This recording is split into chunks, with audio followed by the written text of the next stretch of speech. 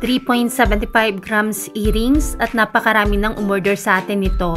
Ang nasa video ay 3.75 grams. Ang lahat ng jewelry natin ay 24K Korean gold. Nabibenta at nasasangla at lahat ito ay may authentication card. Maliit lang ang mga 3.75 grams round earrings katulad nito.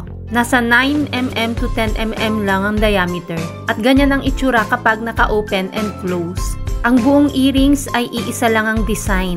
At kung gusto mo na mas malaki ng konti rito, pwede tayo sa 7.5 grams. Meron din itong pang set na ring na pwede sa babae at lalaki. Ganito mismo ang itsura ng ating 3.75 grams earrings pag suot. Mag-message lang kung gusto mo nito.